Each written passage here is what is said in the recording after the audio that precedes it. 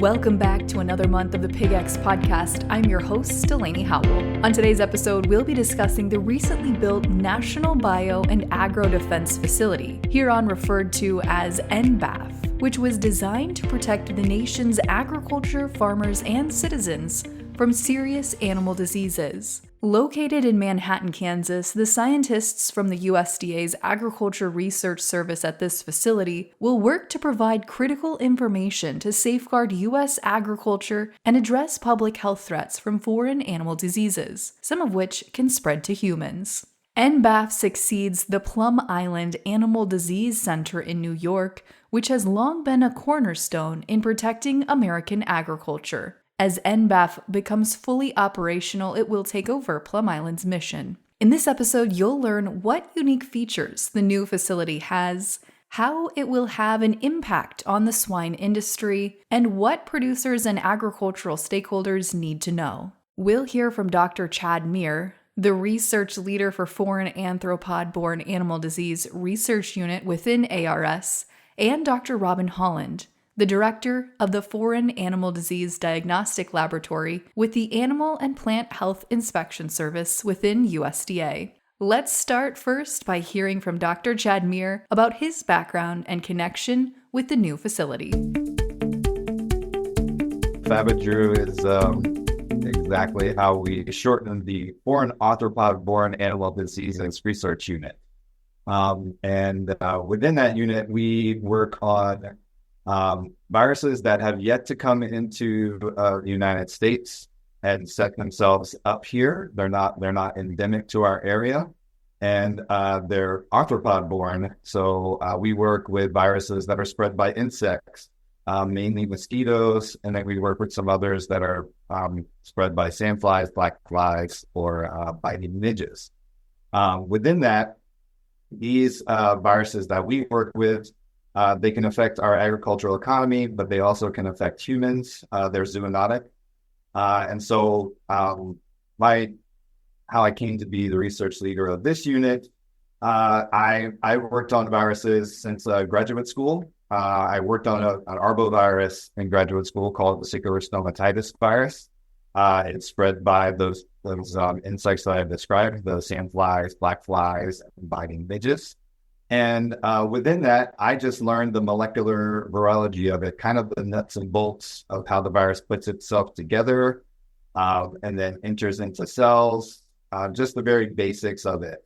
And then I took that knowledge, and when I moved on to work on my postdoc at Boston University and then University of Texas Medical Branch, I started working with zoonotic emerging infectious diseases such as Ebola virus, Nipah virus, these high containment viruses that, are yet to be here in the U.S., but, it's best to be prepared for them. As we saw with the SARS-2 outbreak, viruses can emerge and spread rapidly without, any kind of warning. So, it's best to be prepared for those. So those were the viruses that I worked with on my postdoc. And then as I went through to become faculty at the University of Texas Medical Branch, I was still working in zoonotics. But what I had always seen was that, in these zoonotic diseases, which means, they can jump from animals to humans and humans to animals, there's not a lot of space in the high containment labs that we had here in the U.S.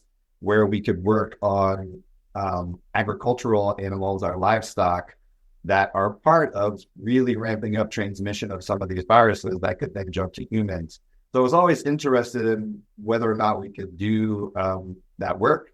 And I knew that the National Bio and Agro-Defense Facility, NBAF, was being built, as I worked in the high containment field, very small world, and these things are going on. So I always had an eye towards whether or not there'd be opportunities here. And so I got an opportunity to then come to the USDA and, apply the knowledge that I learned about the nuts and bolts of viruses, and then also the zoonotic emerging infectious diseases to help come in and work on USDA's mission. Great. Thank you for that background, Chad. Robin, what about you? My background, so I'm overseeing the unit at NBAF called the Foreign Animal Disease Diagnostic Laboratory. And so our moniker that we'll go by is FATL. And within FATL, we have 5 scientific units that all work together to achieve that diagnostic mission that we have. And so how I got to NBAF is going back from the beginning. I grew up on a small family-owned and operated dairy farm in northwestern Illinois. So I'm more from the cattle side of things. And then as I went through kind of my career and getting more education in agriculture and then infectious diseases, so I am a veterinarian with a PhD in microbiology and pathobiology. So I always had that passion for infectious diseases, understanding host pathogen interactions and what that means for animal health. So how do you bridge that gap between the basic biology of these diseases and the impact that it has on various different species? And so I really love that merging of research and science with animal health. And so my background is more on diagnostics. So prior to coming to the USDA, I was involved in setting up a high throughput COVID diagnostic laboratory in Illinois. I did all my graduate school at the University of Illinois at Champaign-Urbana. And then after working in that COVID lab, I then went out to the Plum Island Animal Disease Center, where I was overseeing our diagnostic mission for FATL. And working out at Plum Island is a once-in-a-lifetime opportunity to have that ability to work at a facility that has the tremendous legacy that is our entire mission of what we are building at NBAF. And so Plum Island was established in 1954. The history and root of Plum Island is really focused on foot and mouth disease, and then it's been expanding over time to address new threats that are being identified in protecting U.S. agriculture. And so for FATL, we serve as a diagnostic laboratory. So where like Dr. Mire's group is more on the research side, for FATL, we're with diagnostics and regulatory work. And so we serve as a national and international reference laboratory for the highest consequence pathogens that are in livestock. So the big 3 that we are concerned about that we do diagnostics for are foot and mouth disease virus, African swine fever, and classical swine fever. And so if there's ever a situation in the US where there is an animal that is showing signs for one of these diseases, those samples right now are being sent to Plum Island. Later on, when our mission transfers to NBAF, those samples will go there. And we have that final determination of, is this real or not? Or, thankfully, all the testing that we're doing is negative. So we can give our stakeholders and producers that assurance to say, yes, this is not the first detection of classical swine fever in the U.S. since the 80s, or FMD since, the 1920s, or African swine fever ever. And so that relationship that we have with our stakeholders is so critical. And I was at Plum Island during a unique time because I was in the lab working on our diagnostics in July of 2021, when we in FATL received samples from the Dominican Republic, did that testing, and we realized, oh, wow, this is actually real for African swine fever. And that was the first time that African swine fever had been detected in the entire Western Hemisphere in nearly 40 years. And so that put the highest consequence pathogen that we have for the swine industry on our doorstep. And so it was a fascinating time to be involved in all of the response measures across FATL and the rest of the National Veterinary Services laboratories to respond to this outbreak in the Dominican Republic and Haiti, to help provide that support in country to control that disease, something that we're continuing to this day. So it's just last year when I then made the move out to Kansas. So still overseeing our diagnostics for FATL and getting really involved in helping to stand up that program at NBAF. So thank you for including me in the conversation today. Great. Thank you. Very extensive backgrounds, and appreciate that insight from both of you.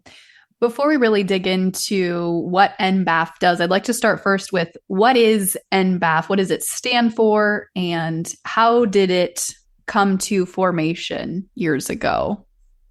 So NBAF, so we were talking about acronyms, right? We throw a lot around like government. It stands for the National Bio and Agro-Defense Facility.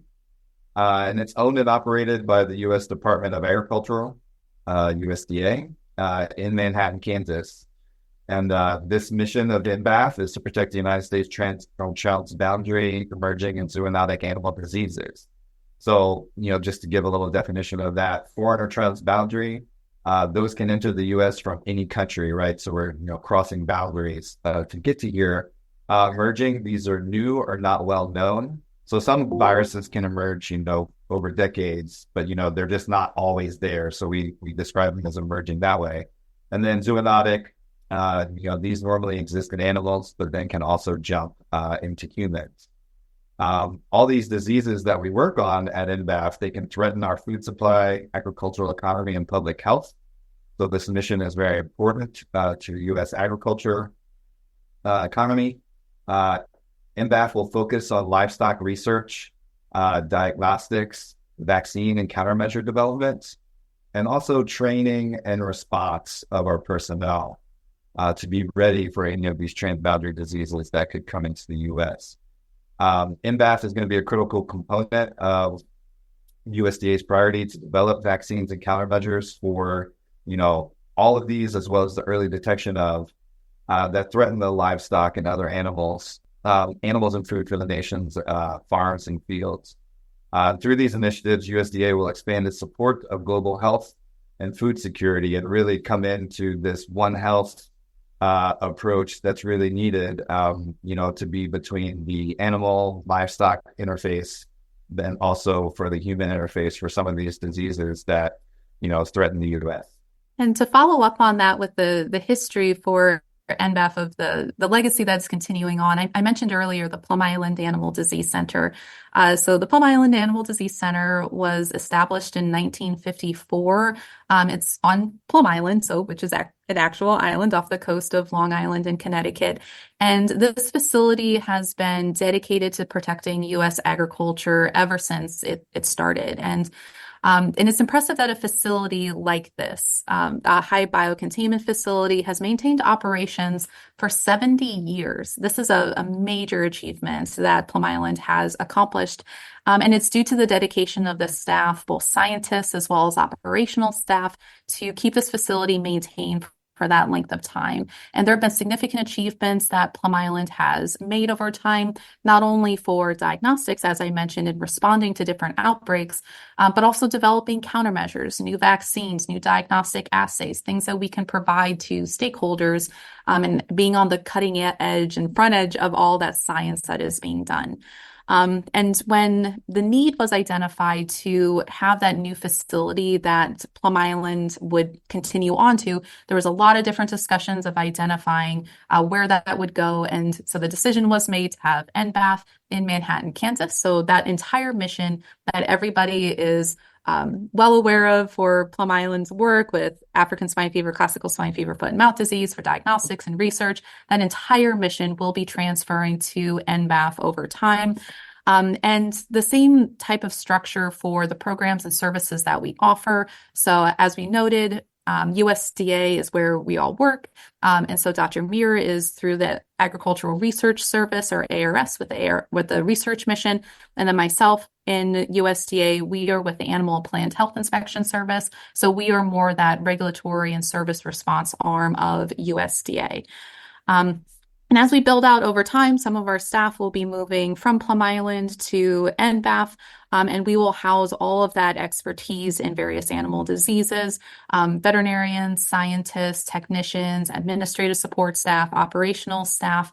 So we'll have this diverse workforce of all the support to run the facility.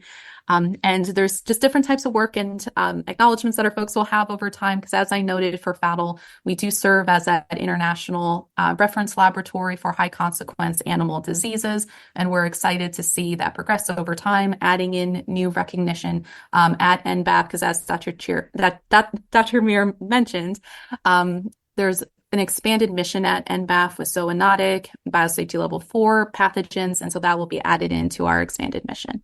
So, Robin, you mentioned APHIS, the APHIS unit and the ARS unit. How many different units make up NBAF today, and how does that structure work across departments and functions?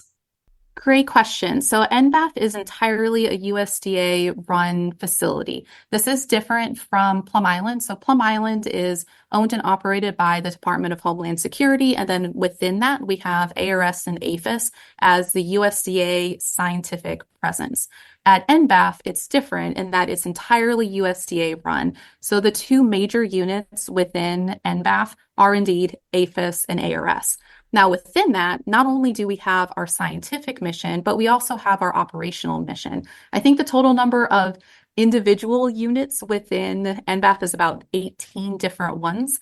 And so that includes groups like, for myself with FADL and our 5 scientific units within APHIS, as well as Dr. Mire with Fabadru. But then we also have units like safety, health, and environmental management, our biorisk management units, our security team, communications team. So we have all of those different internal units, and is purposely intermixed between APHIS and ARS for the operational units that build onto the scientific units as well. So as you think about the NBAF facilities, you mentioned the transition happening from Plum Island to Manhattan, Kansas. Give me a little bit more background on what are the NBAF facilities and some of the biosafety labs that make up the structures. So I can start off with this, and I'll pass off to Dr. Mire because he has more experience on the BSL-4 side of things. So for Plum Island, the highest biosafety level that we have here is a BSL-3. So there are a total of 4 biosafety levels. So a biosafety level 1 facility is effectively like a high school biology lab. A BSL-2 facility is more of a university type of laboratory. That is where they're working on pathogens that have slightly higher risk, but there are readily available treatments and countermeasures that are there. For biosafety level 3, that is where you're increasing more risk. And so at Plum Island, we do not have a BSL-4. It is a BSL-3. And so the pathogens that we work with, African swine fever, classical swine fever, foot and mouth disease. But the unique part with NBAF is the BSL-4, and there I'll pass it off to Dr. Mire for his input. Yeah, and so part of this, as Robert was describing for Plum Island, where they were working on foot and mouth disease, African swine fever, and classical swine fever, those are mainly agricultural pathogens. So, if you're not going to, a human won't be able to be infected with those. So they're not a zoonotic pathogen. But with the expansion of the mission for USDA and this transition to NBAF, we've added zoonotic pathogens to that on the BSL-3 side and also on the BSL-4 side. And so that means that we have to have a little bit more stringent measures to mitigate the risk, not only to keeping the pathogens within inside the lab, but also making sure that we have the facilities in place and the engineering there to make sure that we are keeping the health of everyone working there, a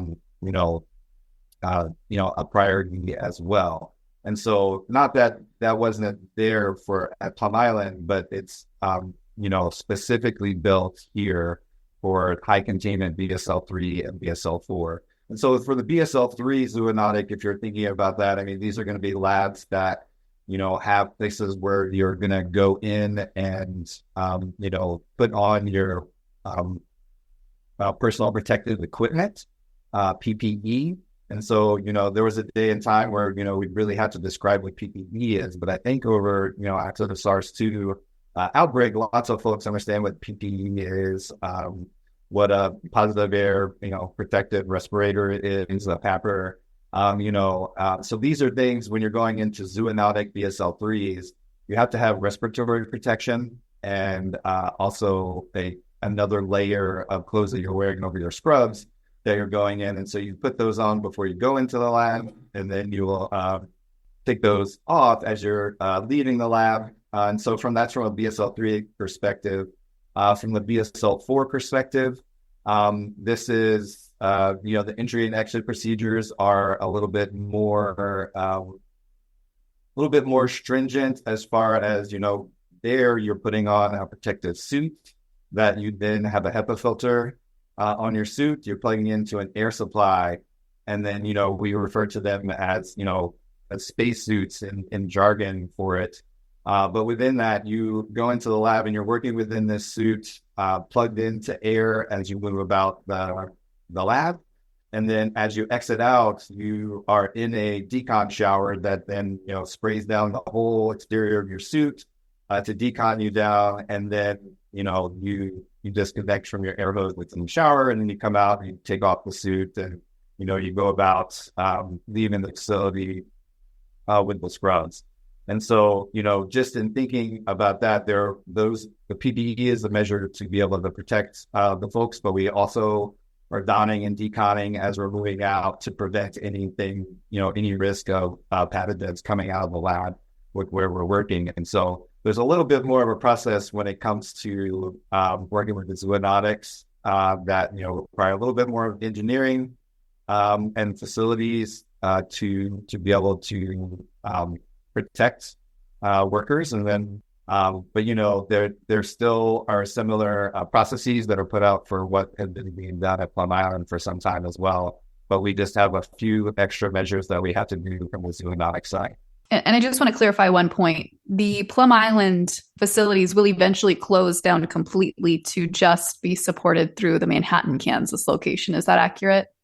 Yes, that is correct. It will be entirely decommissioned with all the science activities. All of that work will be transferred over to NBAF. What do you think makes then the NBAF facility so unique or special, even in comparison to the Plum Island facility? Is it the biosecurity or biosafety levels that are allowed? Yes, that's definitely one part of it that makes it unique. There are other BSL-4 facilities in the United States, but there are no BSL-4 facilities with the capacity to hold large livestock in the United States. And that's one of those big things that really makes it unique. There's only 5 of those facilities globally. So it's an unusual type of place to be able to have that high-level biosecurity and safety and security of the work that's being done, but also being able to understand these diseases in the species that we are predominantly concerned about, being large livestock. It's also unique in that we have that interrelatedness between APHIS and ARS. We have very different missions. So APHIS being regulatory, ARS being on research, and we can work together to keep that science moving forward, but while also addressing the needs of our direct stakeholders and getting that science advancement into the hands of the people who are actively supporting animal health in the field. So that relationship is key. And the expanded mission that we have with other types of diseases that we will be adding in. So it's fantastic that we have the scope of work that we have at Plum, but there are other diseases that are coming forward on concern globally. I know the swine industry was very concerned about Japanese encephalitis due to the outbreak that was happening in Australia. And so that's part of our scope of mission work that we'll be adding in so we can make sure that we are meeting the needs of our stakeholders to protect animal health. So then as you think about maybe the impact this has at a producer level or folks working in the swine system day to day, what kind of impact will this have on the swine industry? Yeah, so Delaney, the impact that it'll have on the swine industry, I think, while I didn't work at Plum Island like Dr. Holland has, I have gone there and I've been in the spaces and seen the great work that's being done there. One of the things is that the transition from Plum to NBAF immediately increases the amount of lab space for work to be done on these agricultural pathogens that we'll be working on. And so you can then imagine that we're going to be able to do more and, be able to meet milestones and timelines and work on vaccines and countermeasures at a quicker pace, just from being able to have more lab space to be able to do it. One of the major things of high containment labs is having space, and there's generally no shortage of problems and questions that folks want to be able to go into the lab and answer. But there's only so much space for that. So one of the things that really struck me and was enticing to me to come and work at NBAF is the size and the scope that can be done here. On top of that, we're also expanding into the zoonotic space, within emerging disease space. So while there's been lots of great work done on African swine fever and classical swine fever for the swine industry, as Dr. Holland was just mentioning, there's the Japanese encephalitis virus outbreak that really, kind of shook the swine producers of Australia. And, also was a bit of a wake-up call for the U.S. on the side of, there were certain things that happened in that outbreak that, we didn't consider risks. And in fact, we just published a paper with our collaborators at Kansas State University looking at reevaluating the risk to the U.S. for Japanese encephalitis virus becoming endemic here. And a part of that would be the swine industry as one of the major transmission points for Japanese encephalitis virus is mosquitoes passing this virus onto pigs, and then pigs can replicate this virus to very high levels that helped this virus really take hold where it's at. So we're also not only adding space to be able to do more work on what's been done at Plum Island, but we're also adding things for Japanese encephalitis virus as one example. And then from the BSL-4 zoonotic side, there's a virus called Nipah virus that, spreads from bats to pigs, so like pigs are important, part of some of the cycles of these viruses. And so NBAF is going to allow us to not only, like I was saying, expand for doing more work on classical swine fever and African swine fever, but also allowing us to work on viruses that the U.S. did not have an opportunity to work on before because we didn't have facilities like NBAFs to do that. Additionally, we have something that no other high containment facility has in the U.S. is something called the Biologics Development Module. And this is a space where we can enhance and expedite the transition of new countermeasures to go from research to commercially viable countermeasures. Apparently, the way that research goes is, you do experiments with what, like, say you have a vaccine that you're developing. Well, you're going to grow the vaccine in your lab, provide a little bit. And so it's going to be at small volumes, really. And you're going to take it, you're going to test it in animals. It's going to work. Well, that's great. But, you just dosed maybe only 10 animals in that experiment. But now we're talking about something where we need, 100 million doses or more for this vaccine. And so what you use to make up for that small animal experiment, does that really relate to, having to do this huge process in manufacturing that, does it scale? Can it scale? And there's lots of vaccines that work in research at low levels like that, but never really make it through the manufacturing process to scale because of just the way that things need to be provided to make the products viable, safe, and have long shelf life. These are all things we don't think about as researchers while we're just trying to get something to work. But this Biologics Development Module, BDM, allows us to have the capacity to take something that we do in the lab here at NBAF, take it to the BDM, they work on it to bring it up to scale, and then we can take it back into the lab and test whether or not, as we scale up, do we have something that's viable as a countermeasure for manufacturing. And to add to that with the relationship with our stakeholders, this is why we're here. Our job is to protect U.S. agriculture by conducting this innovative science and providing those diagnostic services. And for our diagnostic support that we have every single day within FADL, currently at Plum Island, later on at NBAF, we're receiving samples directly from the field. And these are from cases where there are concerns for one of these high consequence diseases. So that may be, say, a pig with a blister on its snout, or maybe there are hemorrhagic lesions, or maybe there was a large mortality, sudden die-off. Those are all things that we receive samples. And all of our scientific staff, our veterinarians, our microbiologists, our technicians, understand that direct impact to the field and our stakeholders. And we understand the impact of these diseases and what it means if there were to be the first detection of ASF in the United States ever, what that means. And so our staff receive the samples, they do the testing as efficiently as possible so we can get those results out with very high quality to our stakeholders.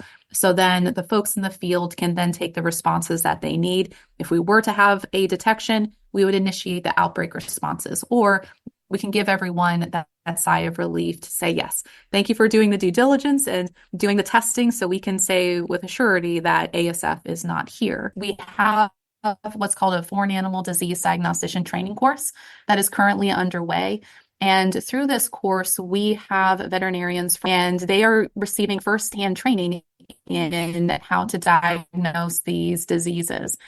They are learning what clinical signs these look like, what samples to collect, how to send samples to the field. I'm excited for that training program to transition to NBAF over time. I know the science, I know our diagnostics, I know the lab. But as I noted, I don't have that background as being a swine producer.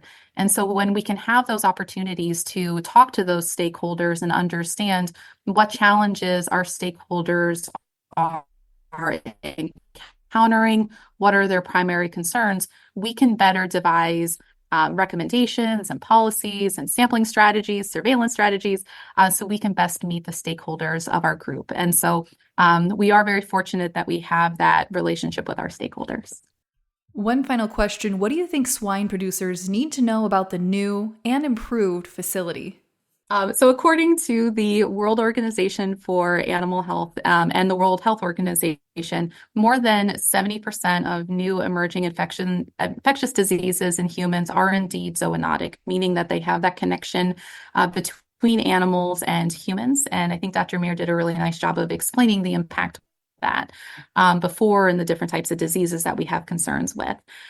So as we all know, our nation's agricultural producers work in proximity with livestock and are susceptible to these diseases.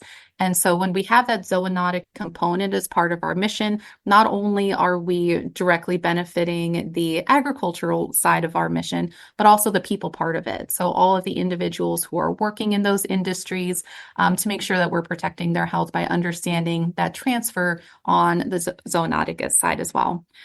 So for our food and agricultural economy, so the current estimate is that accounts for more than $1 trillion of the U.S. gross domestic product. That is significant. If there were to be an introduction of any of these transboundary animal diseases into the United States, of what that means for our industry. So being on the front edge of the science, having accurate and timely diagnostics so we would know if there were to be an introduction is critical so we can maintain that capacity for preparedness as well as outbreak responses. Yeah, and as Dr. Holland was saying, we're working on things that, where agricultural producers are in proximity to the livestock, where these viruses, at least on the end of this expanded mission of NBAF, can be zoonotic. And, we're working in these high containment labs to be able to do that. And, these all have three components to biorisk management, because we are working with viruses that are of concern, but we're concerned about these viruses and need to know about them and really do our research on them. As Dr. Holland described, over $1 trillion of the U.S. gross domestic product as part of this agricultural space. So within this, we have three components for the risk management. And the number one is the biocontainment. This has redundancy of engineering controls and facility design. At NBAF, this includes facility systems like our fluid decontamination tanks. These are these big tanks that take any kind of waste that goes through the drains, anything that's done inside the lab. These go into these tanks, these big, huge cooker tanks. So that's what they mean by the equivalent there. We can have contamination tanks. We have thermo-tissue autoclaves to take care of the tissue that's there. For many animal experiments that we do, we have air pressure resistant doors, high efficiency particle accelerator filters, and tornado readiness here as we're in a country that gets big thunderstorms and can have high winds. So we're set up for those things, and there are other mitigations that happen for other high containment labs that are elsewhere as well. Like I was mentioning before, I was at University of Texas Medical Branch. That's down there on the Gulf Coast in Galveston Island. And, there are mitigations and risks that are set up for that building that was built to be able to withstand hurricanes as well. So this isn't something that's, odd for places to be built to be able to be ready for anything that's, within the region. Biosafety is one of the other three components. This includes personal protective equipment, that PPE we discussed earlier, having processes and training for how to wear this PPE, how to put it on, how to take it off appropriately while entering and exiting the lab, and how to work with the pathogens safely within lab spaces. The last of the three components for biorisk management is biosecurity. This includes things like physical facility security. All staff and personnel that work and go into the labs have background checks and clearances that are required. We have security personnel and their own set of procedures and processes that they go through, but we also have those procedures and processes within a lab for the biosecurity there. Additionally, NBAF is on the leading edge in developing a culture of high reliability organization. And then these HROs have a strong safety culture and emphasis on planning to prevent system failures, despite working on in a high risk environment. And then some of these examples of HROs would include aircraft carriers, nuclear power plants, and some hospitals. The idea is it's an ideal culture to work in because, we're encouraged at NBAF to be able to take a leadership role in looking for areas where there could be failure and to discuss those concerns and work together to mitigate them. Anyone in the facility, if they see anything from the smallest thing that they think like, that little like tile or something is off, like someone could trip on it, like these things from that, like on up. We're really looking to build that culture to be able to feel safe to bring up any of these issues that we see. In fact, if you wanted to see it, it's been the plan for the HRO at NBAF has been published on the NBAF website for how we're building and sustaining that culture of safety, which can be used for other biocontainment laboratories in the future. This facility will be a tremendous asset, not only to our nation's agricultural industry, but globally as well. A special thanks to Dr. Chad Mire and Dr. Robin Holland for joining this episode and highlighting the benefits of the NBAF facility. The research conducted here will be crucial for the swine industry, and we're excited to see what advancements will emerge. Thanks for tuning in to this month's episode. Be sure to come back next month for another timely episode on all things swine. Until then, I'm Delaney Howell, and this has been the PigX Podcast. PigX is a national podcast hosted by the Pig Livability Project partners at Iowa State University, Kansas State University, and Purdue, and supported by the Iowa Pork Industry Center.